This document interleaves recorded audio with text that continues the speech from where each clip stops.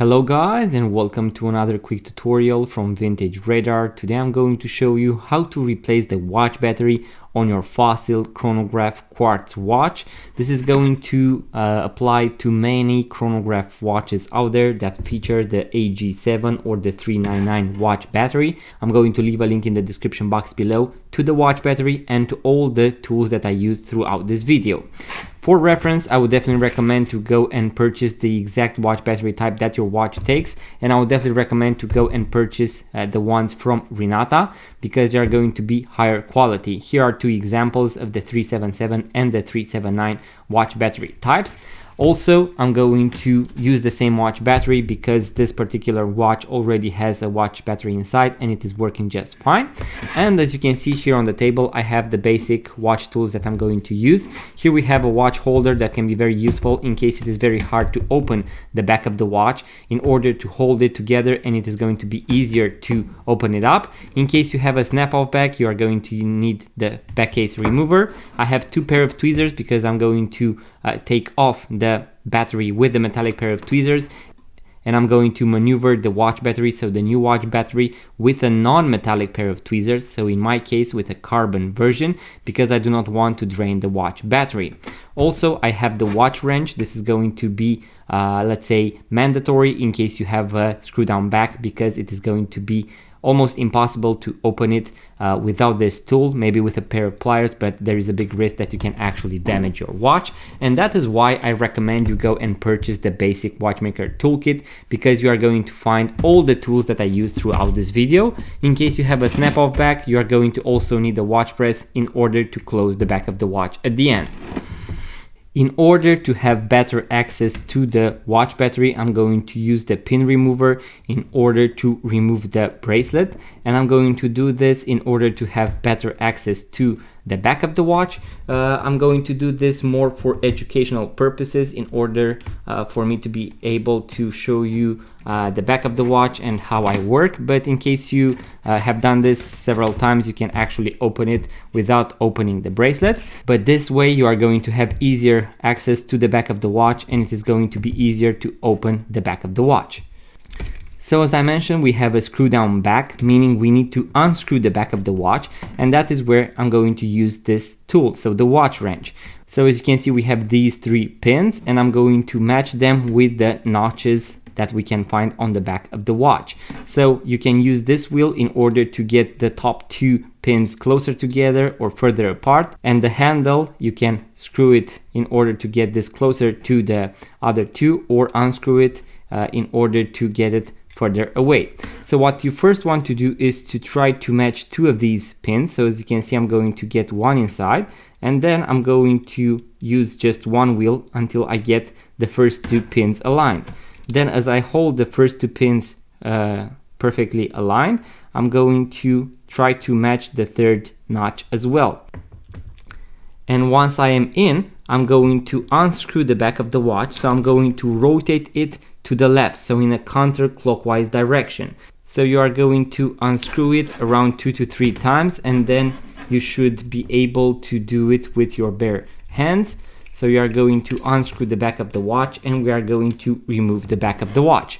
Now when you remove the back of the watch, you want to also look for the gasket. So this is going to be this rubber O-ring. You want to put it back either on the back itself, or you might have a groove here where you can actually place it, as you can see right here. So these are going to be the two places where you can actually insert the O-ring.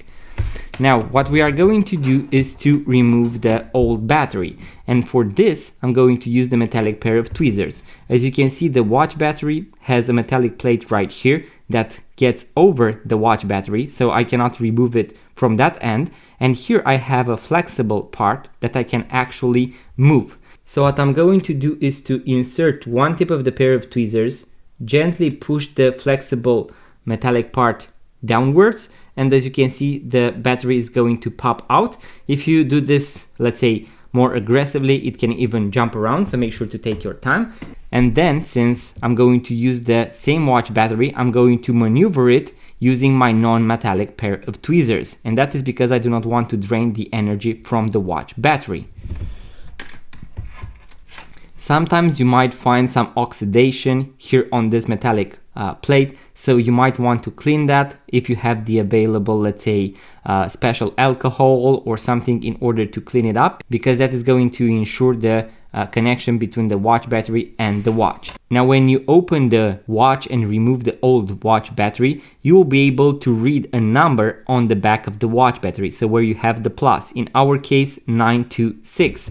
So this is going to be the exact battery type that, let's say, AG7 or 399 is. So they are going to have different names. You can look for the exact watch battery type that you have here and battery equivalent on Google, and you will be able to find the exact watch battery type. Now, as I mentioned, most chronograph, Fossil watches, and even from other brands are going to use the AG7 or the AG6, and once again I'm going to leave a link in the description box below. Now, in order to insert, let's say, the new watch battery back into the watch, as you can see, what I want to do is to go at an angle, and I want my battery to go underneath this fixed metallic plate, because I cannot move this, and I'm going to push it from the other side where I have the flexible part. As you can see, I can either try to push it just like this, or with one tip of my pair of tweezers, I'm going to grab the metallic part and I'm going to push it towards myself. Or you can even use the metallic pair of tweezers in order, once again, to push the metallic part towards yourself and push the battery inside. As you can see, now the watch battery is inside, and now we can see if our watch is ticking. Now there are going to be some instances where you see a double tick, or your watch might not be perfectly working, and that is because we also need to do the AC reset. Usually you will be able to find on the inner part of the back of the watch or a sticker here on the movement that says after battery replacement you need to contact the AC with the plus of the battery, but in our case it is going to be a minus. So we are going to look out on the metallic plate, and we are going to look for all the signs that there are written right here. And right here we can see a small minus. So we have minus, and we need to insert one tip of my pair of tweezers, so the metallic one, and connect it with the plus. And I'm going to do this for around 3 seconds. After that, all the possible errors should be removed, and this is going to be good enough for me to go. And now I have to assemble the watch back together. So what I want to do is to, as I mentioned, make sure that our O-ring is back in place. If you have the option to grease it, please do so. If not, that is okay as well. And then we are going to start rotating it, this time to the right. So in order to screw it back in, at some point you won't be able to do this with your bare hands, so that is where I'm going to use the watch wrench, and I'm going to rotate it, as I mentioned, to the right. If you want to protect your water resistance, you need to make sure that the watch is sealed. So you want to, let's say, screw it until you feel a very strong resistance, but you do not want to go over that resistance, because if you try to screw it back in a lot harder, there is a big chance that you can actually damage the O-ring, and your water is actually going to lose some of its water resistance.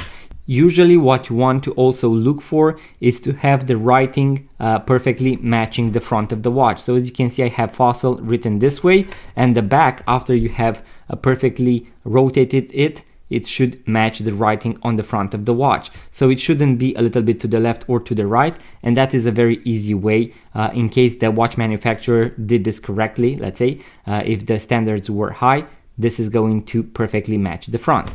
Now we're also going to close the buckle, and I'm going to insert this pins, so the spring bar inside its hole, and then I'm going to put it back here. And here what you want to do is to insert one tip of the pin, as you can see, in the first hole.